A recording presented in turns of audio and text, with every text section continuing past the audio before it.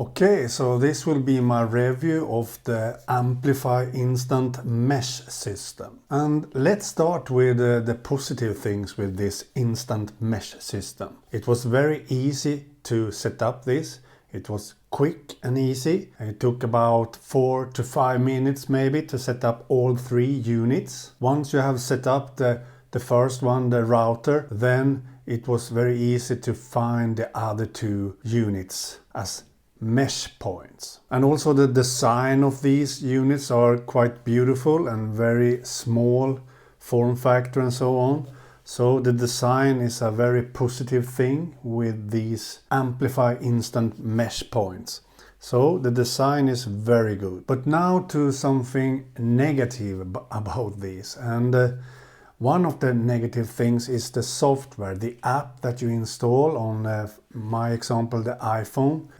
The first thing that I notice is that I can't use my VPN connected while using the app.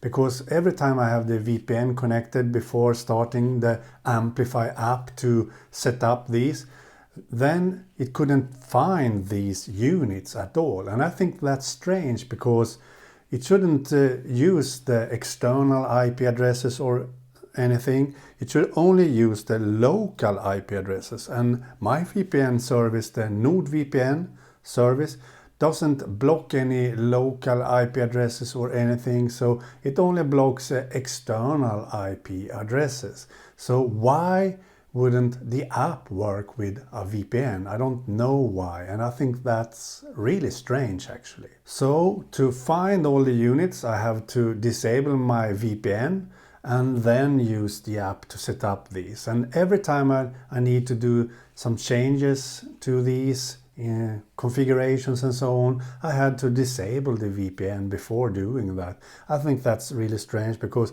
I have a Google Wi-Fi mesh system and I have no problem with having my VPN on and so on. So I think that's very negative. And another thing that was very bad with these units, even if the design is very neat and beautiful and so on, we have a reset button on the bottom of these units, and that is just a hole that you should pick something into the hole and very deep into the whole way through the unit to hit the top of it through the hole to reset these units.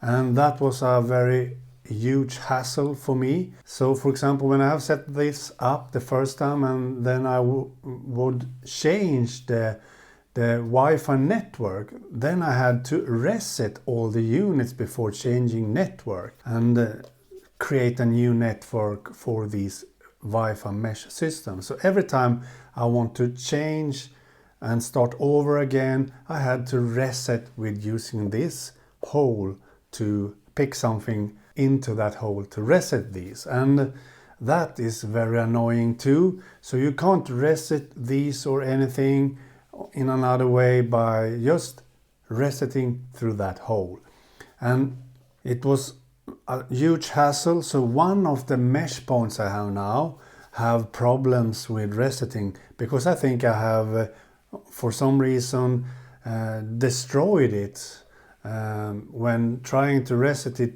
too much with a very sharp edge. So that mesh point have problems now to be reset. So I can't use that for another network now because I can't reset that unit, and I think that's not a good score in my opinion. So the reset thing should be in another way, I think, on these units, not through a hole, and a very deep one too. So that's very annoying. And the third thing that I don't like with these is the speed actually. I have 500 megabit up and 500 megabit down broadband, and with the Google Wi-Fi mesh system I can easily get those speeds.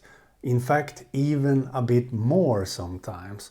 So I have no problems with speed with my Google Wi-Fi mesh system, but with this Wi-Fi mesh system I get about 200 megabit up and down only.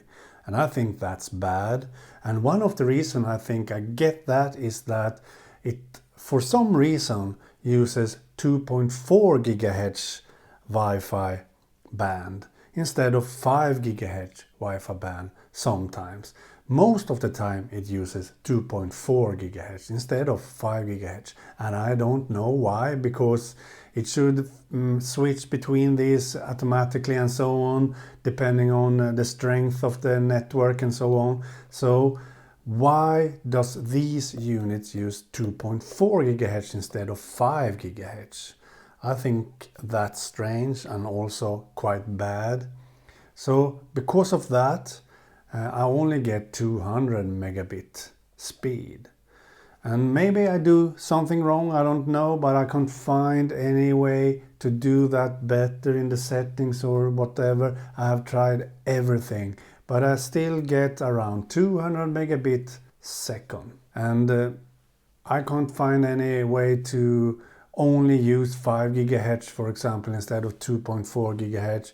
If I turn off 2.4 gigahertz, I can only use 5 gigahertz, and that's not good because I need these units to have a long reach. So, for example, I can use this in the yard and so on, exactly as I do with my Google Wi-Fi mesh system.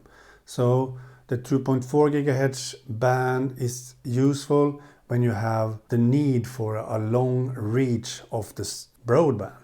So turning off 2.4 and only use 5 gigahertz is not a solution to me. I want to use both bands. So that was also not so good with these units. But of course, the price for these are much cheaper than the Google Wi-Fi mesh system. It's about half the price, so that's really good. So you get a really good Wi-Fi mesh system for the money actually, so that's really good. And the one positive thing is that you can use a router as a mesh point if you need to, so you can buy more routers and use them as mesh points, and that's quite useful for your LAN ports and so on, to use that as mesh points. So that's very, very useful. Otherwise, this all in all was a reasonable, good Wi-Fi mesh system. It has its flaws and so on, but you get what you pay for, if you know what I mean. So if you buy a more cheaper Wi-Fi mesh system, this is quite good. But personally, I recommend to try something more expensive. For example, the Google Wi-Fi mesh system that I use, that is really, really good.